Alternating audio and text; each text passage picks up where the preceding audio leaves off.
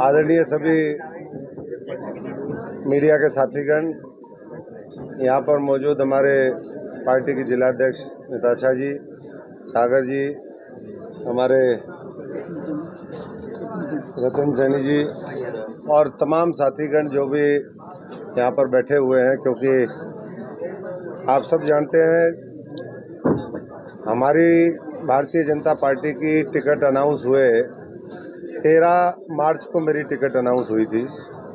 आज करीबन 1 महीना होने वाला है और इन 1 महीनों में बहुत तेजी के साथ भारतीय जनता पार्टी ने न केवल यहाँ बल्कि पूरे हरियाणा के अंदर बहुत तेजी के साथ अपना चुनाव प्रचार किया है। लोगों से जुड़े हैं, लोगों की दुख तकलीफ पिछले 10 वर्षों में भारतीय जनता पार्टी के शीर्ष नेतृत्व नरेंद्र मोदी जी से लेकर के मनोहर लाल, आज नायब सैनी जी और प्रदेश में जहाँ जहाँ जिसका जो दायित्व है संगठन और सरकार में, उन लोगों ने लगातार कोशिश करी।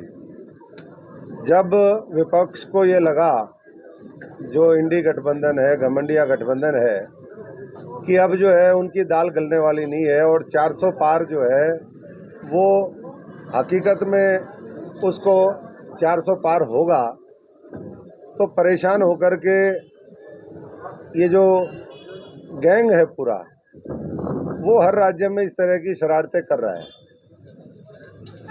जहाँ पहले चरण का है वहाँ और ज़्यादा कर रहा होगा। हमारा छठे चरण में जब इतने व्याकुल और इतने परेशान हैं, अभी तक तो नॉमिनेशन भी नहीं भरे गए हैं, नोटिफिकेशन भी जारी नहीं हुई है, सिर्फ कोड ऑफ कंडक्ट लगा है, तो आप समझ सकते हैं कि क्या हाल होगा। मैं मीडिया से थोड़ा सा क्षमा चाहते हुए, माफ़ी मांगते हुए ये भी कहूँगा कि आपके बीच में भी जो कुछ साथी हैं ऐसे, जो उस दुष्प्रचार के शिकार हो जाते हैं।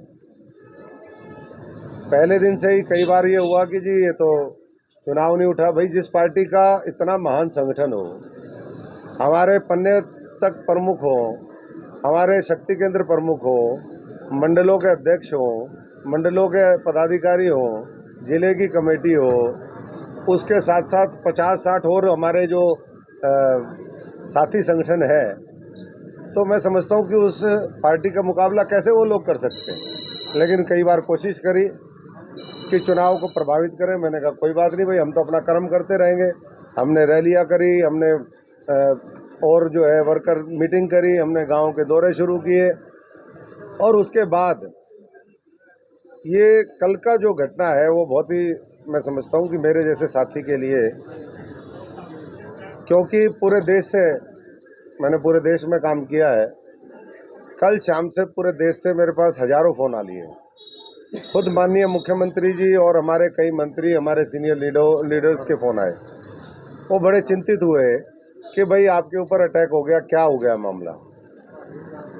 तो मैं इतना ही कहना चाहूँगा, सबसे पहले तो वो जितने साथी हैं कि अशोक तंवर आप सबके आशीर्वाद से, प्रभु की कृपा से स्वस्थ है, आप देख सकते हो। अभी मैं फिर मैदान में निकलूँगा। आज फतेहाबाद की रैली है, माननीय मनोहर लाल जी आएंगे, और उस वीडियो को इतने लोगों ने शेयर किया, ऐसा लगता है जैसे प्रायोजित कार्यक्रम था। क्योंकि एक चीज़ घटना हो उसके बाद वो पूरे देश में वायरल हो जाए थोड़े से अंतराल में, वो कब की वीडियो है, किसकी है, क्या है, मैं उस विषय में नहीं जाना चाहूँगा।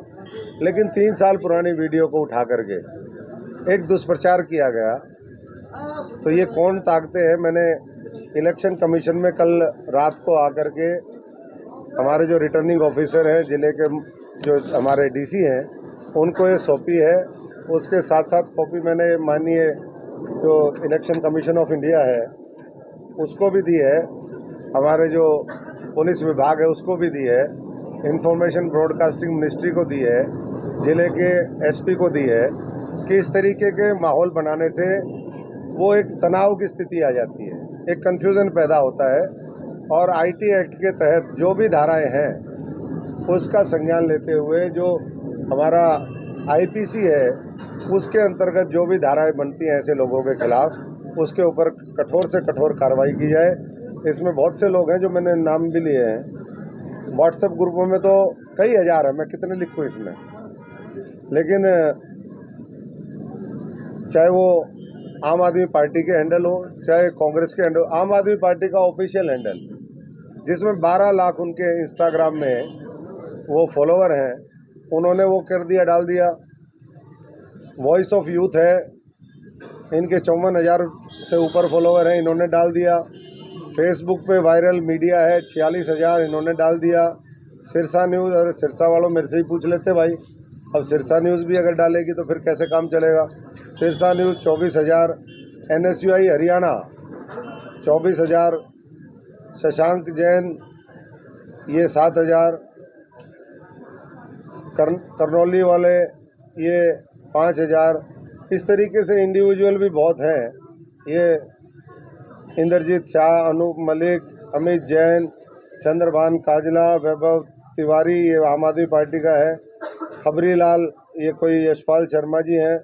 और एक व्हाट्सएप ग्रुप है, ये मैं उदाहरण के तौर पे कह रहा हूँ, पोल खोल खबर। भाई क्या पोल खोल खबर कर रहे हो आप यार, बताओ। फतेहाबाद का ये है, आपके पास कोई खबर ही नहीं है, क्या किसकी पोल खोलोगे? पोल खोलनी है तो चोरों की खोलो, ना डकैतों की खोलो, वो गादड़ गैंग की खोलो। गादड़ गैंग समझते हो गए, गादड़ गैंग है पूरा जो इकट्ठा हो गया है, जो ये सोचता है बार बार अशोक तंवर को फंसाएंगे। क्या फंसाओगे भाई, मेरे को बताओ। मेरे को तो पूरा जो है संयुक्त रूप से इंडिया गठबंधन जो है कोई नहीं कुछ कर पाया, इसीलिए तो उनके पैर काँप रहे हैं, इसीलिए आज तक कैंडिडेट नहीं दे पाए हैं। तो इसलिए 25 दिन में पिछले लगातार 50 ऐसी फेक न्यूज़ चली। मैं आज 1 महीने बाद आपसे संपर्क कर रहा हूँ। इससे पहले मुझे लगा कि चलो ऐसे ही चलता रहेगा, तो बहुत ही ये शर्मनाक है। आप तो लोकतंत्र का चौथा स्तंभ हो, आप इनके अब जो फंस रहे हैं साथी, मैं उनसे कहूँगा कि उनको समझा करके बाहर निकालें, क्योंकि इस तरीके से आपकी हो सकता है कोई भी विचारधारा हो, किसी से आपका पर्सनल लगाव हो सकता है, लेकिन उसका मतलब ये नहीं कि आप दुष्प्रचार करके और किसी पार्टी को, किसी व्यक्ति को, और जो हमारे इनोसेंट फार्मर हैं जो सीधे सीधे ये कह रहे हैं, आपने देखी होगी वीडियो कि ये कई बार जो पीछे गांव में भी लगा देते हैं, ये दूसरी पार्टी के लोग हैं उनकी आड़ में, उनको भी बदनाम करने की कोशिश है। हमारा जो प्रशासन है वो अपने तरीके से उनको बता रहा है, क्योंकि मॉडल कोड ऑफ कंडक्ट में कोई किसी को रोक नहीं सकता प्रचार करने से। वोट आप किसको देते हैं ये आपकी बात है। हम भी विपक्ष में रहे 10 साल, मैंने भी विपक्ष की राजनीति करी है, इन्हीं किसान मजदूर भाइयों की राजनीति करी है, इन्हीं कर्मचारियों के लिए मैं सड़कों पे उतरा हूँ, इन्हीं गरीब लोगों के लिए मैंने लड़ाई लड़ी है, हमारी महिलाओं, माताओं, बहनों के लिए। तो इसलिए सत्ता में भी विपक्ष में भी हमने दोनों देखे हैं। मैं सबसे आग्रह करूंगा कि ऐसे लोगों के वो चक्कर में ना पड़े, और जो बीच में चला दिया जी उम्मीदवार बदले जाएंगे, भाई ये बीजेपी है, उम्मीदवार तसल्ली से बिल्कुल जो है हीरा चुन करके देती है। और उसके बाद आपने सबने सुन भी लिया, मुख्यमंत्री जी ने कहा, पूर्व मुख्यमंत्री जी ने कहा और कि भैया सारे लोग चुनाव प्रचार में, दूसरों के पास तो कैंडिडेट ही नहीं है। अभी तक हम 5-7 लाख लोगों से तो मैं जनसंपर्क कर चुका हूँ। फिर कह देंगे मशीन में गड़बड़ है, ईवीएम की कह रहा हूँ मैं। अरे तुम्हारी मशीन में गड़बड़ है, तुम्हारे पास कैंडिडेट ही नहीं है, मैदान छोड़ छोड़ करके भाग रहे हैं लोग। फिर जब जनता साथ खड़ी होगी, जिसने काम किया है, जिसने भव्य दिव्य मंदिर बनाया, जिसने 370 खत्म करी, जिसने महिलाओं के लिए आरक्षण का प्रावधान कर दिया, जिसने 3 तलाक खत्म कर दिए, जिसने लाखों करोड़ रुपए के एक एक प्रोजेक्ट एक एक राज्य के अंदर दिए है, वोट उनको देंगे या घमंडियों को देंगे भाई, जिन्होंने 55 साल तक जो है इस देश को खोखला करने का काम किया, केवल झूठे वायदे किए। आज देश मोदी की गारंटी के साथ खड़ा है, और मैं उनको यही कहना चाहूँगा जो इस तरह की हरकतें कर रहे हैं, कांग्रेस और भाजपा के लोगों जो हमारे भाजपा से जो इतनी खार खाते हैं, उनसे मैं इतना ही कहूँगा कि भाजपा से इतना आप वो मत करिए। भाजपा लोगों के दिलों में बैठी है, लोगों के दिमाग में बैठी है, और आज जो है पूरा दुनिया भारतीय जनता पार्टी के शीर्ष नेतृत्व की तरफ देख रही है। कई आपने भी देखा होगा, ये मेरे साथ कोई पहली बार नहीं हो रहा वैसे कि दुष्प्रचार मेरे खिलाफ चले, ये पहले भी चलता रहा। कांग्रेस में भी मेरे को रोज हटाते थे या नहीं हटाते थे बताइए?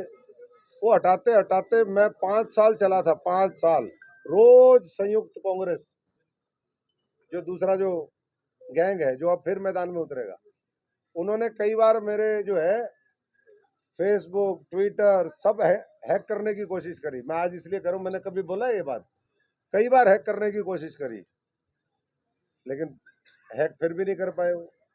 ऐसे अटेम्प्ट मेरे को मारने के, हाँ ये जरूर है, मेरे पास आखिरी हमला हुआ था वो राहुल गांधी की जब खाट यात्रा चल रही थी भैरव मंदिर दिल्ली में, मेरे को ऊपर 6 अक्टूबर 2016 को आखिरी हमला हुआ था। उसके बाद तो मेरे पर कोई हमला नहीं हुआ। लाश उभरी तो कई नाम लिखे थे उस पर, बहुत हैरान हुए होंगे मुझको डुबोने वाले। मेरे को मारने वाले भी अभी बहुत परेशान हो रहे होंगे कि यार ये जिंदा कैसे बच गया उस दिन। तो अब जो है संयुक्त रूप से पूरी ताकत, अब ये आम आदमी पार्टी वाले, भाई मुझे तुम्हारे साथ जेल में जाना था क्या? क्यों जाऊं मैं तुम्हारे साथ जेल में? गलत काम तुम करो, जेल तिहाड़ की बुकिंग तुम्हारी, तुम्हें छोड़ दिया तो तुम मेरे खिलाफ दुष्प्रचार करोगे। तो सबसे मैं यही इतना ही कहूंगा, ये जितने भी पार्टियों के हैंडल है, इलेक्शन कमीशन को भी मैं इसको ऐसे नहीं छोड़ता भाई, मैं कच्चा नहीं छोड़ता काम। जब तक ये फेक अकाउंट जो गड़बड़ करने वाले बंद नहीं होंगे, इनका दुष्प्रचार खत्म नहीं होगा, तब तक मेरी और मेरी पार्टी की ये लड़ाई जारी रहेगी। मैं आप सबसे भी विनती करता हूं कि ये आपको बीच में अधर छोड़ जाएंगे भाइयों। ये इतने भले लोग नहीं है, ये अपनों के ही नहीं हुए, आपके क्या होंगे? ये तो शोषण की दुकान है, शोषण की।